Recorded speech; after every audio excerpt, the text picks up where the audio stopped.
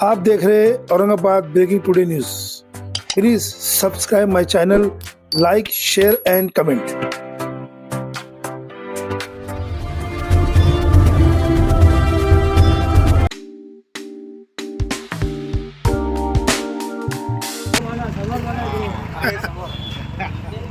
भारतीय जनता पार्टीचा भारतीय जनता पार्टीचा भारत माता की वंदे वंदे वंदे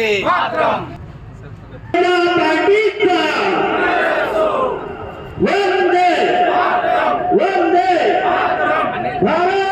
2025 महानगरपालिकेच्या निवडणुकीच्या प्रचार कार्यालयाच्या उद्घाटन प्रसंगी आपल्या देशाचे माजी केंद्रीय अर्थ राज्यमंत्री भागवत कराड साहेब यांच्या हस्ते उद्घाटन होत आहे।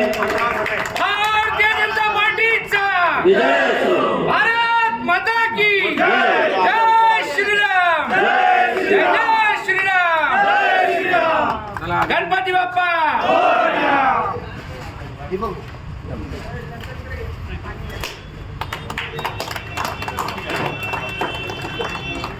सर्व पदाधिकारी व मान्यवरांना विनंती करतो की त्यांनी कृपया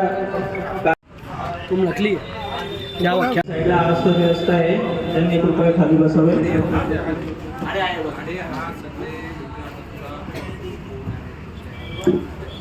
आणि वाहिनी असतील, रुईवाले असतील किंवा मुंडले असतील यांच्या माध्यमातून आता आपण कमळ इथं दिले आणि कमळ दिल्यामुळे मला खात्री आहे देशामध्ये प्रधानमंत्री मोदी साहेबांच्या नेतृत्वात राज्य आहे, राज्यामध्ये माननीय फडणवीस साहेबांच्या नेतृत्वात राज्य आहे आणि दोन्हीही नेते हे कमळावर घेऊन आले। म्हणून आपल्याला आता या भागातून सुद्धा कमळाला निवडून द्यायचं आहे आणि त्यासाठी आपल्याला सर्वांना दिवस रात्र एकत्र येऊन काम करायचं। हे करत असताना आपल्याला सिस्टीम लावावी लागेल। सिस्टीम लावत असताना आमचे सहकारी मित्र करणसिंग कागस आणि प्रशांत तारगे इथं रात्रंदिवस बसणार आहेत। कुणी नाराज असेल तर आम्ही त्यांच्या घरी जाऊ, त्यांना भेटू, पण सर्व भारतीय जनता पार्टीच्या कार्यकर्त्यांना आम्ही कामाला लावू।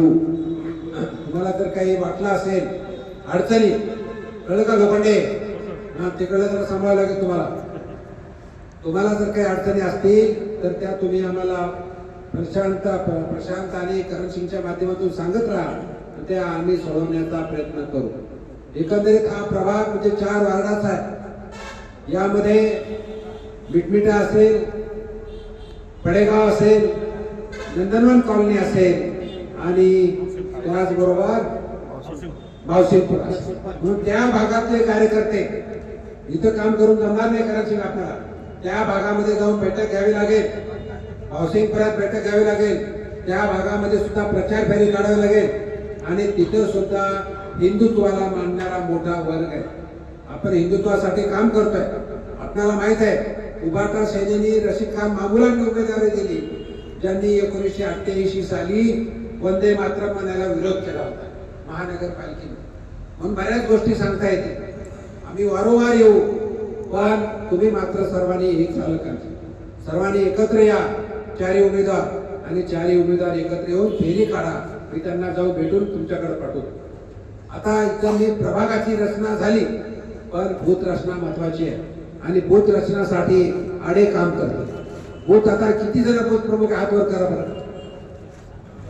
म्हणजे 1 2 3 4 5 6 7 8 9 48 आपण निवडणुकीमध्ये उभे आहेत आणि आपण पहिले छावणी परिषदेचे छावणी मंडळचे जे अध्यक्ष होते, इथल्या जनतेला आता आपण काय बोलणार सर? नमस्कार, मी दीपक भाऊसाहेब बनकर।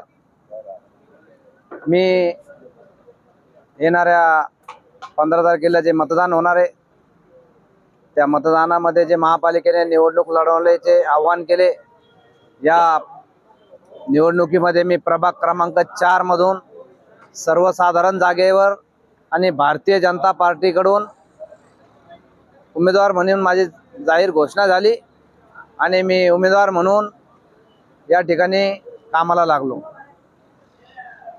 यासाठी मी निवडणूक लढत आहे की मी 25 ते 30 वर्षापासून सातत्याने या भागामध्ये कार्यरत आहे. या भागामध्ये माझ्या संपूर्ण परिवाराला हा पूर्ण प्रभाग चांगल्या प्रकारे ओळखतो आणि सर्व प्रभागातील सर्व जनतेला माहीत आहे की दीपक बनकर यांची प्रतिमा कशी आहे आणि ते किती दिवसापासून भारतीय जनता पार्टीचे सतत कार्य चालू आहे, त्यांचं सतत ते कार्यकर्ते आहे. मी भारतीय जनता पार्टीमध्ये अनेक पदं भूषवली. मी मंडळाध्यक्ष पण राहिलो, मी जिल्हा चिटणीस राहिलो. असे अनेक पदं मी भारतीय जनता पार्टी पक्षाचे भूषवले आणि भारतीय जनता पार्टीसाठी पक्षासाठी मी 25 वर्षांनी काम करतो.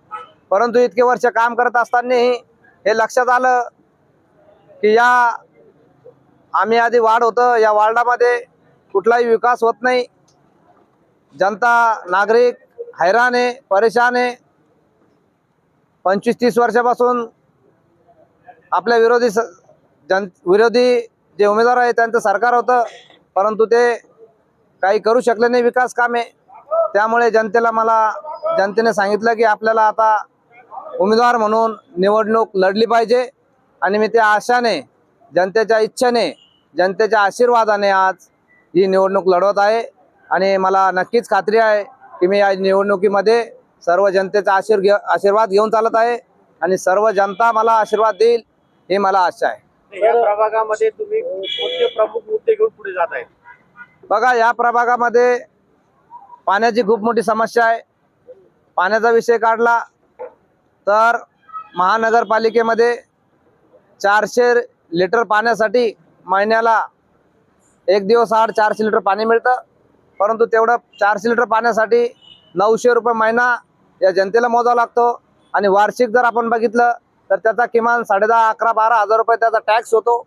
पाणीपट्टी होती आणि अशी ही पाणीपट्टी 11,000-12,000 रुपये ही कुठल्याही महाराष्ट्राच्या कोणत्याही जिल्ह्याला, कुठल्याही महापालिकेला एवढी पाणीपट्टी नाहीये जी आमची गोरगरीब जनता कष्ट करून आपल्या खिशातून भरते. सर, तुम्हाला असं वाटतं की म्हणजे कोणते इथं राहिलेले काम आहे आणि आपण ते नक्कीच करणार? बघा, काम करणाराला खूप मोठं अलर्ट असे संख्येचे काम आहे जे गरीब जनतेसाठी होऊ शकतात. आमच्याकडे बरेच स्लम भाग आहे. या स्लम भागात तर हातकरू नागरिक जनता आहे. ही जनता रोजच्या रोज काम करते, रोज खाती. असे पण आमच्याकडं खूप मोठे वस्त्या आहे. या वस्तीमध्ये मुलांना शिकण्यासाठी, शिकवण्यासाठी आणि अभ्यास करण्यासाठी मोठ्या प्रमाणात अभ्यासिका पाहिजे, तितकंच महत्त्वाचं आहे. आणि पाण्याचा विषय मी आधी पण सांगितलं का पाण्याचा खूप गंभीर विषय आहे. तर पाण्याविषयी पण आम्ही खूप गंभीर आहोत. आमच्या आजचे जे मंत्री आहे अतुलजी सावे साहेब यांच्या प्रयत्नातून पैठण धरणातून जे पाण्याचे नियोजन होतं ते खूप 2800-2900 कोटी रुपयापर्यंत पोहोचलं. त्यांचे प्रयत्न तिथून चालू आहे. त्यांचं घराघरात पाणी पोहोचवण्याचं काम आहे. आमच्याकडे जे 1-2 प्रश्न आहे रस्त्याचे, जे रस्ता आपण आता बघितलं की रस्ता जो पूर्ण शहरात पाडापाडी झाली, अतिक्रमण हटवण्यात आलं आणि त्यातलाच एक रस्ता, मुख्य रस्ता आमच्या पळेगाव मिटमाटा भागातून जातो. तर या रस्त्याला सुद्धा पाडापाडी झाली. या रस्त्याचे जे राहणारे लोक होते, निवासी होते, जे वर्षानुवर्ष राहत आले, त्यांचे सुद्धा घरं पाडण्यात आले. तर हा रस्ता बांधण्यात येईल असं सांगण्यात येत आहे. परंतु किती दिवस झाले या रस्त्याचं टेंडर झालं की नाही झालं, फक्त म्हणतात झालं, मग थांबलं का? आधी दुसऱ्या कॉन्ट्रॅक्टरला काम दिलं होतं, आता परत ते रिटेंडर केलं आणि रिटेंडरच्या नंतर सुद्धा 8 ते 10 महिने झाले, परंतु हे काम या ठिकाणी मार्गी लागलेलं नाही किंवा कुठलीही प्रक्रिया अजून सुरुवात झालेली नाही. त्यासाठी आम्ही सर्वांनी या निवडणुकीनंतर पाठपुरावा करण्याचं ठरवलं आहे. सर, एक शेवटचा प्रश्न आहे. सर, इथं कचरा प्रश्न आहे, कचऱ्याचा डिपोच आहे आणि महापौर आपला भाजपचा नक्कीच होईल का सर? हे बघा, महानगरपालिकेवर भारतीय जनता पार्टीचाच झेंडा फडकणार आहे. दुसरा प्रश्न तुम्ही विचारला की कचरा डिपो आणि कचऱ्याचं भाग. मी एका मुलाखतीत काल परवाही बोललो की कचऱ्याचा इतका गंभीर प्रश्न आमच्याकडे आहे.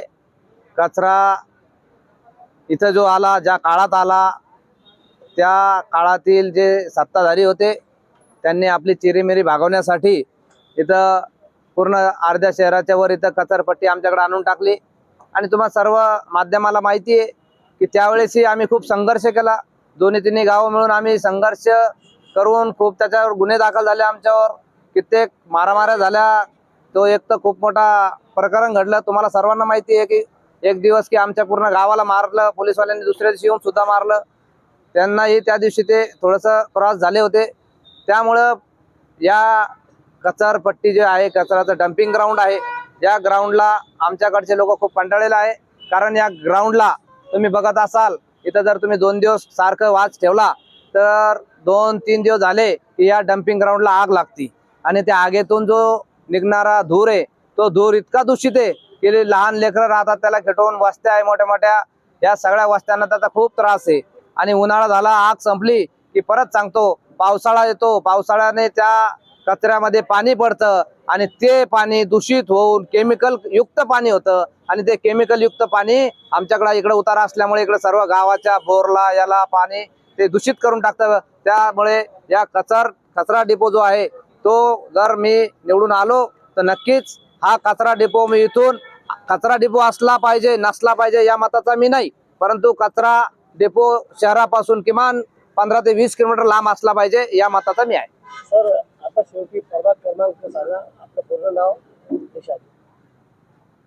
मी दीपक भाऊसाहेब बनकर, प्रभाग क्रमांक 4 ड मधून सर्वसाधारण जागेवर मी उभा आहे. धन्यवाद. भारतीय जनता पार्टीचा अधिकृत बटन नंबर सर काय? बटन नंबर 1 कमळ ही माझी निशाणी आहे आणि माझं कमळ 1 नंबरवर आहे. भारतीय जनता पार्टीकडून मी अधिकृतपणे उमेदवार आहे आणि माझी निशाणी कमळ आणि माझी कमळाची निशाणी 1 नंबरवर आहे.